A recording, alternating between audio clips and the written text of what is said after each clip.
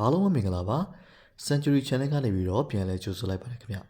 ကျွန်တော်ဒီတစ်ခေါက်မှာတော့ဒီပုံကိုဖုန်းနဲ့ပဲဘလို့ graphic design ဆွဲရမလဲဆိုတာကိုတစ်ချက်လောက်ရှင်းပြပေးမှာဖြစ်ပါတယ်ဗီဒီယိုလေးမစခင်ကျွန်တော်ရဲ့ channel လေးကို like and subscribe လေးလုပ်ပေးထားအောင်နော်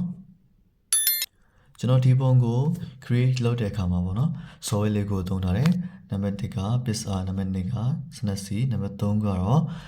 pixel လက်ဖြစ်ပြီးတော့နံပါတ်4ကတော့ Lightroom ပဲဖြစ်ပါတယ်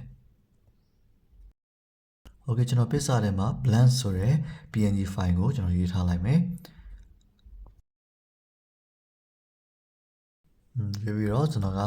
ဒီကောင်ကို crop ပြန်လုပ်မယ်ကျွန်တော်က thumbnail YouTube thumbnail ဖြစ်တဲ့အတွက်ပေါ့နော်16ကိုကျွန်တော်ရေးထားလိုက်မယ်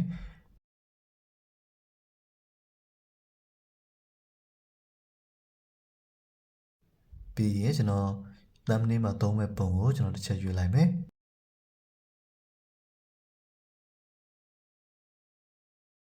โอเคပြီးလို့ရှိရင်ကျွန်တော် remove background လုပ်ထားလိုက်မယ်ဒီလိုလုပ်တဲ့အခါမှာဘာမှထွေထွေလုပ်စရာမရှိဘူးเนาะ remove background ကို click တစ်ချက်နေလိုက်တာနဲ့ AI က auto လုပ်ပေးပါလိမ့်မယ်သူကဒီလေးတွေကလည်းတက်ရက်တယ်ပေါ့နော်နောက်တစ်ခုကတော့ကျွန်တော် background ကိုရွေးမှာဖြစ်တယ် background ကတော့ကျွန်တော်stadium ပေါ့နော်ဒီ football stadium ကိုကျွန်တော်တစ်ချက်ရွေးထားလိုက်မယ်ကျွန်တော်သုံးမဲ့ပုံလေးပေါ့နော်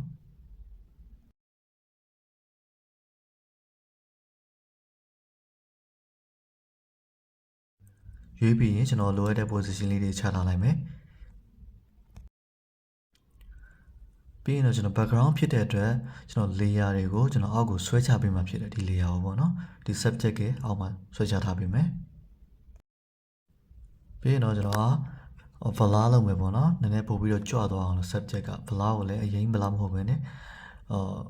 နံပါတ်8လောက်ပေါ့နော်8လောက်တော့ကျွန်တော်ထားလိုက်မယ် okay ပြီးရင်ကျွန်တော် lighting ထဲမှာဖြစ်တဲ့အတွက်ကျွန်တော် down ထားတဲ့ file တစ်ခုကိုရွေးထားလိုက်မယ်ဒီပုံကျွန်တော်ရွေးလိုက်တယ်ပေါ့နော်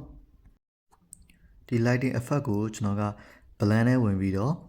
screen ဆိုတဲ့မှုကိုထားလိုက်ပါပေါ့နော်။ဘာကြောင့်လဲဆိုတော့ဒီလိုကျွန်တော် lamp flare ပုံစံမျိုးလေးရအောင်ပေါ့နော်။ပြီးရင်ကျွန်တော် subject ရဲ့အောက်ကိုပို့ထားလိုက်မယ်။ background မှာထားခြင်းလို့ပေါ့။နောက်ထပ် lighting တစ်ခုကိုကျွန်တော်ထပ်ပြီးတော့ထည့်မယ်။ဒီ lighting ကိုကျွန်တော်ရွေးထားလိုက်ရပါတော့။ပြီးရင်အဲ့အတိုင်းပဲခုနကပုံစံအတိုင်းပဲကျွန်တော် blend နဲ့ဝင်မယ် screen နဲ့ထားလိုက်ပြီးတော့ subject ရဲ့နောက်ကိုပို့ထားလိုက်မယ်။ပြီးရင်လိုအပ်တဲ့နေရာမှာကျွန်တော် position ချထားလိုက်မယ်ကိုလိုချင်လိုလေးထားလိုက်ပါတော့ကိုစိတ်ကူးရှိရင်ရှိသလိုထည့်လို့ရတယ်ကျွန်တော်ကတော့ဒီရိုးရိုးရှင်းရှင်းလေးပဲထားလိုက်မယ်ပြီးရင်ကျွန်တော်က highlight ထည့်မှာပေါ့နော် highlight ထည့်တဲ့ဗီဒီယိုတော့ကျွန်တော်ဒီမှာတော့မပြတော့ဘူးတအားရှည်သွားမှာဆိုလို့နောက်တဲ့ဗီဒီယိုတစ်ခုမှာကျွန်တော်ထပ်ပြီးတော့ပြပေးမယ်ပေါ့နော် highlight ကိုဘယ်လိုထည့်မလဲဆိုတော့ဒါပြီးရင်ဘေးနာ ring light တွေ highlight တွေကျွန်တော်ထည့်ထားတယ်ပေါ့နော်အများကြီးပဲ layer ၄ခုလောက်ဒီကျွန်တော်ဖွာထားလိုက်တယ်ဒါဆိုလို့ရှိရင်ကျွန်တော် highlight ထည့်ပြီးသားပုံပေါ့highlight ထည့်ပြီးပြီကျွန်တော်ပုံပါပေါ့နော်နည်းနည်းဖွယ်နေသလိုဖြစ်နေလို့ကျွန်တော်အပေါ်ကနေပြီးတော့ lamp flare လေးကိုထည့်ပြီးတော့ကျွန်တော်ထည့်ပြီးအုပ်လိုက်ပြီပေါ့နော်ပို့ပြီးတော့အရောင်လေးတောက်သွားမယ် color လေးပို့ပြီးတော့အဆင်ပြေသွားမယ်ပေါ့နော်အဲကြောင့်မလို့ကျွန်တော်ဒီကောင်ကိုလည်းခုနက screen မှုတွေပဲထားလိုက်မယ်ပြီးရင်ကျွန်တော်ခေါင်းပေါ်မှာ highlight လေးတင်နေလို့ပေါ့နော် okay lamp flare လေးကြာနေလို့ကျွန်တော်ထားလိုက်ပြီးတော့ဒါဆိုရင်ကျွန်တော်ပုံက background နဲ့ subject နဲ့ကြွသွားပြီပေါ့နော်ပြီးတော့ကျွန်တော် menu နဲ့ Newcastle ကိုကျွန်တော်ထည့်ချင်တာပါเนาะအဲ့ဒီ logo သူ့ရဲ့ logo လေးကိုကျွန်တော် sticker ထဲမှာပဲတွားပြီးတော့ရှာလိုက်မယ် sticker ထဲမှာကျွန်တော် menu ဆိုပြီးတော့ရိုက်ရှာလိုက်ပြီးတော့ကျွန်တော်လိုချင်တဲ့ logo ပေါ့เนาะကျွန်တော်ရွေးထားလိုက်ပြီokay ကျွန်တော်ဒီပုံလေးကြိုက်တယ်ဒီပုံကိုကျွန်တော်ရွေးလိုက်မယ်နောက်တစ်ခုကတော့ Newcastle ကိုလည်းကျွန်တော်ကခုနကအတိုင်းပဲဒီထဲမှာရိုက်ရှာလိုက်မယ်ရှာပြီးတော့ကျွန်တော်လိုရတဲ့နေရာမှာပဲ position တစ်ခုနေရာမှာချထားလိုက်မယ်ပေါ့เนาะပြီးရင်ကျွန်တော်က logo တွေကိုပို့ပြီးတော့ကြွသွားအောင်လို့သူ့ရဲ့အောက်မှာဒီ lighting တစ်ခုကိုထပ်ပြီးတော့ထည့်ထားလိုက်မယ်ပေါ့နော် okay position ချမယ်ပြီးလို့ရှိရင်တော့သူ့ရဲ့ subject ရဲ့အောက်ကိုဆွဲချထားလိုက်မယ်နောက်ထပ်တစ်ခုကိုလည်းဒီတိုင်းပဲကျွန်တော်duplicate ပဲလုပ်လိုက်မယ် duplicate လုပ်ပြီးတော့အောက်မှာထားလိုက်မယ်နောက်ထပ် logo တစ်ခုရဲ့အောက်မှာထားပြီးတော့ position ထားလိုက်မယ်ပေါ့နော်ဒီ base အောက်မှာလုံးမဲ့step တွေကတော့အကုန်လုံးပြီးသွားပြီပေါ့နော်အစီအစဉ်အကုန်လုံးပြီးသွားပြီဒါပေမဲ့နောက်တစ်ခုမှာကျွန်တော်ကတုံးတွေကိုပို့ပြီးတော့မြင့်ကျင်တဲ့အတွက်ကျွန်တော်ဒီ Snapseed ကိုထပ်ပြီးတော့သုံးမယ်ပေါ့နော် Snapseed ထဲမှာကျွန်တော်ခုနကတော့ pixel မှာ save ထားတဲ့ပုံကိုယူလိုက်မယ် ယူပြီးလို့ရှိရင်ကျွန်တော်2 day ကနေပြီးတော့ selected တဲ့ဝင်မယ်ပေါ့နော် selected တဲ့ဝင်ပြီးရင်ကျွန်တော်သူ့ရဲ့ color တွေကိုပြန်ပြီးတော့နည်းနည်းလေးစီ adjust ပြန်လုပ်မယ် saturation တွေတအားများတဲ့အတွက်နည်းနည်းလျှော့မယ် okay ပြီးလို့ရှိရင်တော့က structure ကိုတင်လိုက်မယ်ပေါ့နော် okay ဒါဆိုရင်တော့အရင်တော့မသိတာသေးဘူးလားပဲနောက်တစ်ခုကဒီမှာ level မှာနည်းနည်းမဲလာဖြစ်တဲ့အတွက်ကျွန်တော်ပြန်ပြီးတော့ထပ်ပြီး brightness ကိုတင်မယ် contrast ကိုနည်းနည်းလေးလျှော့မယ်ပေါ့နော် okay saturation တွေ structure တွေနည်းနည်းတင်မယ်နောက်တစ်ခုကတော့ total contrast တွေမှာဒီရုံလုံးပို့ပြီးတော့ကြွလာဖို့အတွက်ပေါ့နော် highlight တွေ shadow တွေပို့ကြွဖို့အတွက်ကျွန်တော်လိုအပ်တဲ့လောက်လေးတွေထပ်ပြီးတော့တင်လိုက်မယ်ပြီးရင်ကျွန်တော်က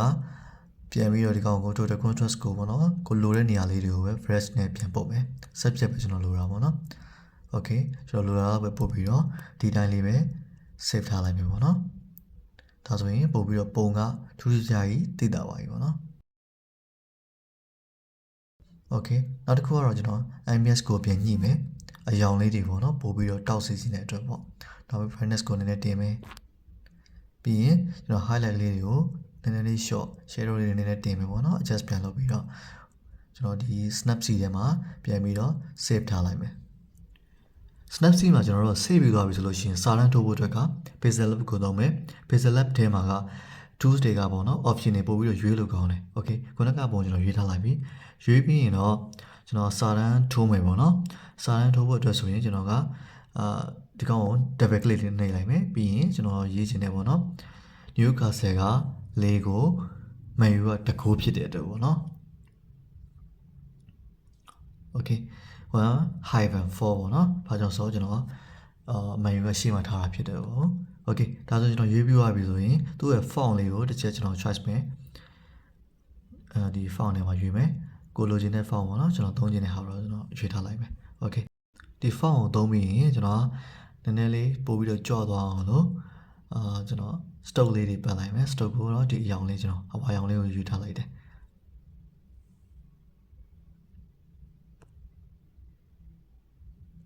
ပြီးရင်ကျွန်တော် shadow ထဲဝင်ပြီးတော့ shadow ထဲမှာပို့ပြီးတော့ကြော့သွားအောင်ပေါ့အရောင်လေးတွေကိုကျွန်တော်တက်တင်လိုက်မယ်ခုနကအဝါရောင်ပဲရွေးလိုက်မယ်ပြီးရင်နောက်တစ်ခုပေါ့နော်ကျွန်တော် desk တစ်ခုကိုထပ်ပြီးတော့ရိုက်မယ်ဆိုတာကကိုရေးချင်တဲ့စာပေါ့နော်ကိုထိုးမယ်ဒီ thumbnail မှာကျွန်တော်ပြချင်တဲ့စာကိုကျွန်တော်ရွေးထားလိုက်မယ်ကျွန်တော်တို့စာရိုက်ပြီးသားဖြစ်တဲ့အတွက် copy လုပ်ထားတော့ copy paste လုပ်လိုက်မယ်ပြီးတော့ကိုထားမယ့်နေရာမှာ position ချပြီးလို့ရှိရင်ကျွန်တော်ကစာတွေကို adjustment ပြန်လုပ်မှာဒီ middle မှာနော် center မှာပဲကျွန်တော်ထားခြင်းတဲ့အတွက်ဒီကောင်ရွေးထားလိုက်မယ်ပြီးရင်ကျွန်တော် font တွေကိုရွေးမယ်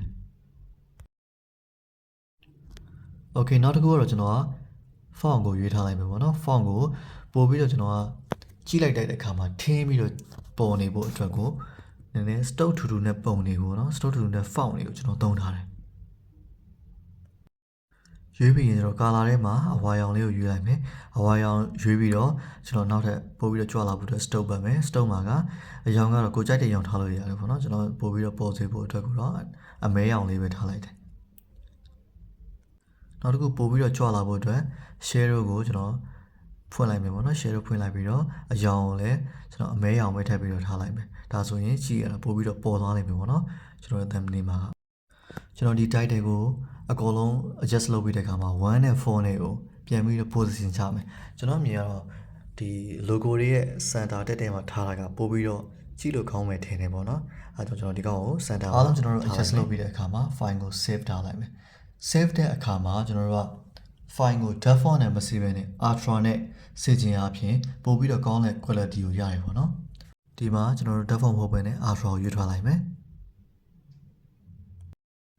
နောက်ဆုံးအနေနဲ့ကျွန်တော် color ချိန်မှုအတွက်က Lightroom ကိုသုံးထားတယ် Lightroom မှာဆိုလို့ရှိရင်ပို့ပြီးတော့ကောင်းတဲ့ color တွေကိုကျွန်တော်ရတယ်ပေါ့နော် color tone တွေကိုကြိုက်တယ်လို့စိတ်ကြိုက်ချိန်လို့ရတယ်အဲ့တော့ကျွန်တော်ကဒီ Lightroom ကိုသုံးထားလိုက်တယ်ကျွန်တော်ပုံမှန်လုပ်နေတဲ့အတိုင်းကတော့ bind brush ကိုတင်တယ် saturation ကိုပြန်ပြီးတော့ချတယ်ပြီးတော့မှကျွန်တော်ပို့ပြီးတော့ကြွစေဖို့အတွက်ဆိုလို့ရှိရင် effect ထဲကိုဝင်တယ် effect ထဲမှာ texture ကိုလိုအပ်သလောက်ပေါ့နော်30-40ဝန်းကျင်လောက်ကိုထားလိုက်တယ်okay ပြီးလို့ရှိရင် detail မှာလည်းကျွန်တော် shifting ကိုတင်တယ် masking radius တွေကျွန်တော်တင်လိုက်တယ်ပြီးတဲ့အခါမှာရုပ်ကတကောင်ပို့ပြီးတော့ကြွသွားတယ်ပေါ့နော် နောက်တစ်ခုပြီးတော့မှကျွန်တော်ကဒီကာလာထဲမှာပြန်ပြီးတော့လိုအပ်တဲ့ကိုလိုအပ်သလိုပြန်ချိန်တယ်ပေါ့ဒီကောင်တော့ကျွန်တော်အသေးစိတ်တော့မပြတော့ဘူးအဲ့တော့အားလုံးနောက်ဆုံးရဲ့ရလဒ်ကတော့ကျွန်တော်ဒီပုံလေးပဲဖြစ်တယ်ပေါ့နော်အဆုံးတိကျရှုပေးတဲ့အတွက်အားလုံးကိုကျေးဇူးတင်ရှိပါတယ်ကိုမသိတာရှိရင်အောက်မှာ comment မှာမှန်ကန်လို့ရရယ်နော်